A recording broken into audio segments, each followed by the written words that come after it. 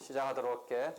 우리가 판결을 이렇게 받아낸 것 갖고 집행을 한다 얘기하는데, 이 집행할 수 있는 이게 권한이라고 그래서 집행권한이라고 한다고 그랬지. 종래 채무명이라고 부른다. 그러면 지금 집행권한이 될 수 있는 게 판결 확정됐을 때, 아직 확정이 안 됐으면 돈 받을 권리가 확정이 안 됐으니까 그런 의미에서 확정돼야 되는데, 다만 확정이 안 돼도 가집행할 수 있다라고 붙는 종국 판결. 그러니까 종국 판결은 그 1심이면 1심을 마친 종국된 판결인데 가집행이 붙어 있으니까 요거 집행권한이 될 수 있지. 그렇지? 그 다음에 요건 좀 이질적인데, 돈 받으라는 그것은 아닌데 가압류 가처분. 이건 뭐 확정 순식간에 들어가는 거니까 확정 이런 것도 없어. 그냥 받아서 집행이 확 되는 거지. 요때 요게 요런 의미에서의 집행에서의 집행권한이 되는 거지. 다만 이런 돈 받는 류의 집행권한에 따른 집행권은 조금 차이가 있는 거지. 그래서 계속 아까 얘기하는 거잖아.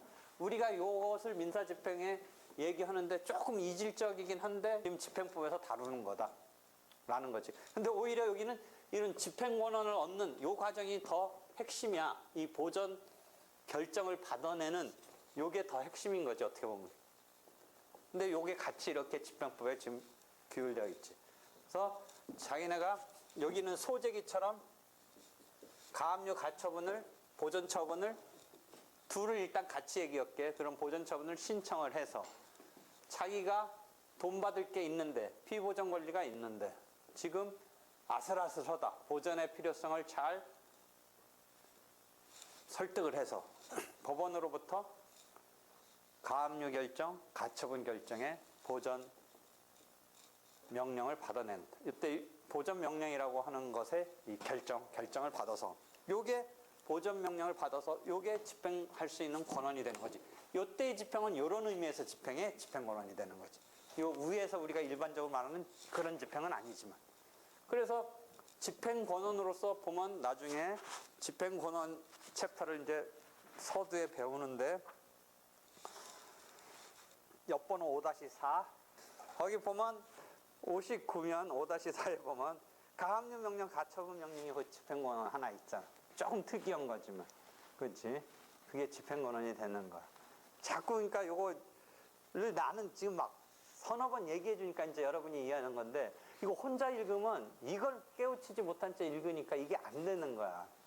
안 돼. 근데 요거가 이제 깨우치면 되는 요거지.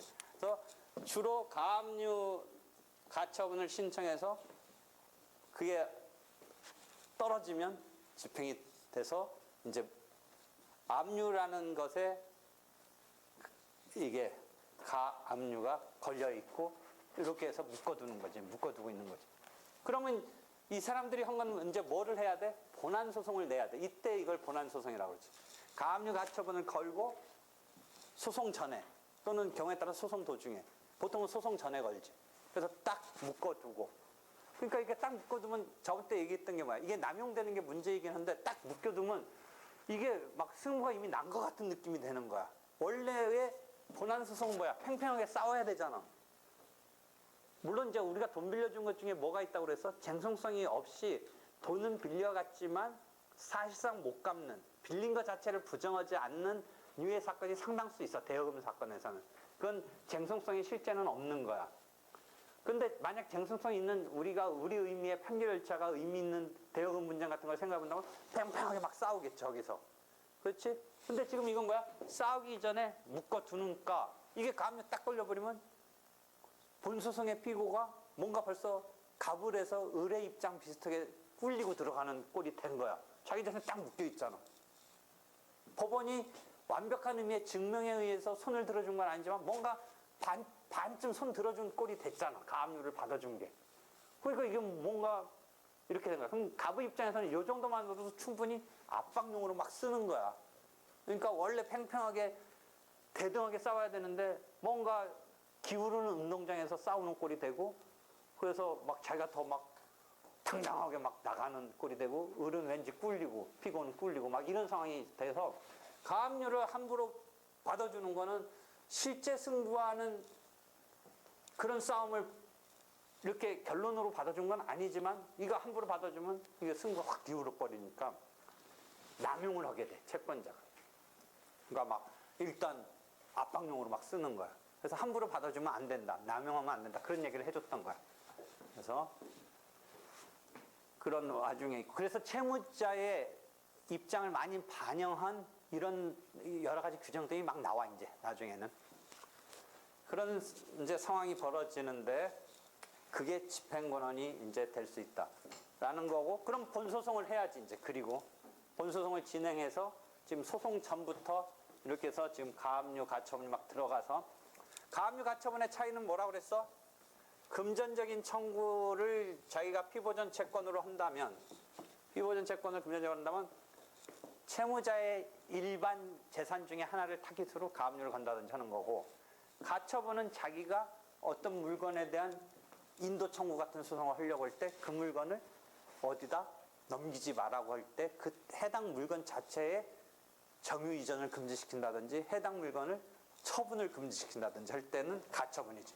그러니까 자기가 일반적인 돈 받는 거는 돈 자체는 그 돈만을 딱 특정해서 대상으로 해서 그 돈을 자기가 꼭 받아야 되는 건 아니지. 1억이라는 거가 어떤 특정돼서 어떤 뭐 그런 화폐가 딱 하나가 있다든지 하면 그걸 받아야겠지만, 일반적으로 우리가 1억 원 받는 거는 1억에 해당하는 어떤 그런 금액적인 금원을 받으면 되는 거지, 어떤 그 1억 원을 뭐 1년 번호 뭐 1001번부터 뭐 1억 해가지고 그냥 1억 원의 값어치를 받으려고. 그래, 그런 거는 채무자의 어떤 재산 중에 1억 원어치 값어치 있는 재산을 전제로 하면 되는 거지.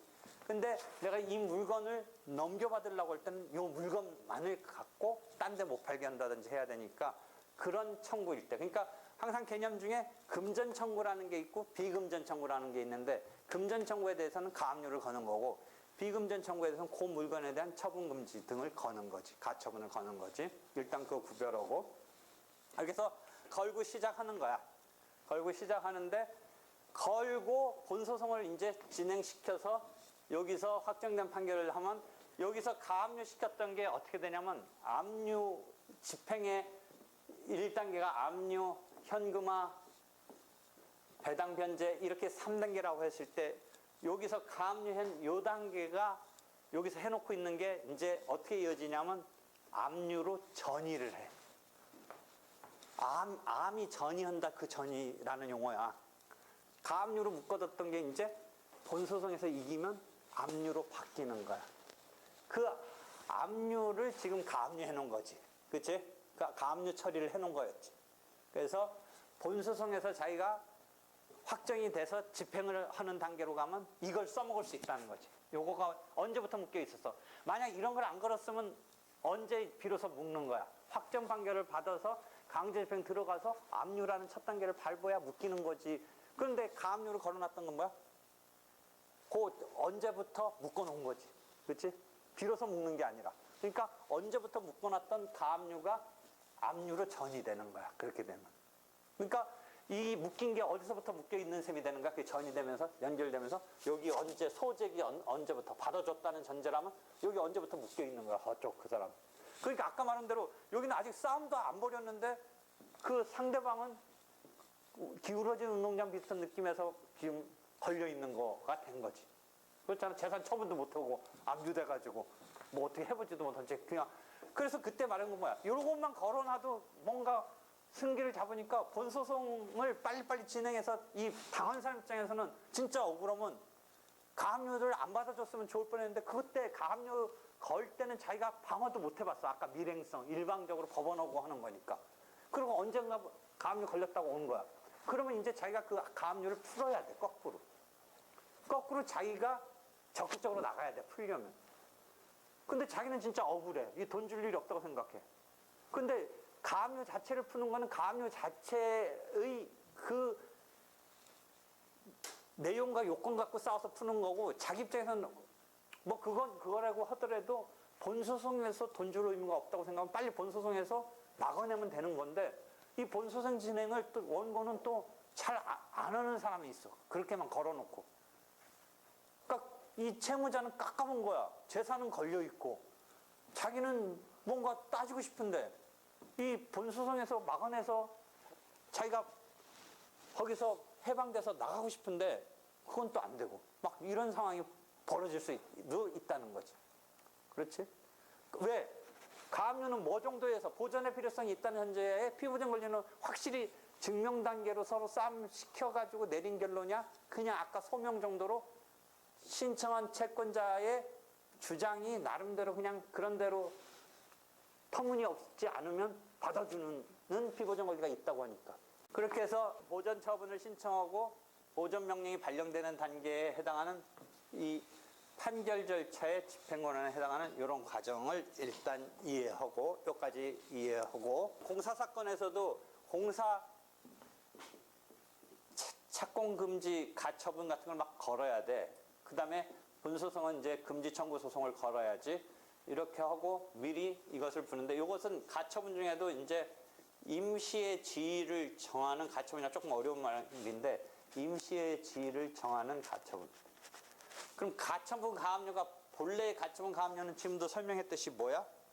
나중에 자기가 그런 권리를 획득했을 때 채무자의 재산이 흩어지는 걸 막기 위한 것인데 지금 말하는 가처분 중에 임시의 지위를 정하는 가처분은 이 건물이 올라가 버리면 안 되는 거야. 지금 못 지켜하고 싶은 거야. 못 짓는 것 그 자체가 소송인데 그 소송 내용을 지금 결론도 안 갔는데 지금 그런 효과를 보려는 가처분이야. 임시의 지위야. 그래서 임시란 말이 있는 거야. 그러니까 가지. 본래 공사 못 올리게 하는 게 분싸움인데 공사 못 올리게 하는 싸움을 하는 와중에 이 건물이 10개월 동안 점점 올라가잖아. 3층, 4층, 5층, 6층. 그럼 일조권 소송 같은 걸 생각해봐. 이게 올라가서 10층 올라가면 우리 집에 해가 안 드는데 막 지금 착공하고 있어. 설계도 보니까 10층으로 짓는다고 하고 10층 올라가면 우리 집 거의 껌껌해져. 만약 그런 상황이야. 그러니까 이걸 지금 어떻게 하고 싶어? 자기가 싸워서 10개월 되면서 이 의사를 그동안은 그거 어떻게 타치 못하고 올라가면 막 6층, 7층, 8층 올라가니까. 그러니까 지금 가처분을 걸어서 착공을 못하게 하려는 거야. 그러니까 그게 임시의 질, 건물 못 올리게 하는 것을 지금 기준으로 받아내려고 하는 거야. 그래서 그런 가처분을 임시의 지위를 정하기 위한 가처분이라는 거야. 그래서 지금 왜 그럼 뒤에 부분을 얘기하느냐? 조문은 뒤에 있는데 이게 미리 지금 먼저 조금 얘기해 놓고 하는 게 편해. 그래서 해주는 거야.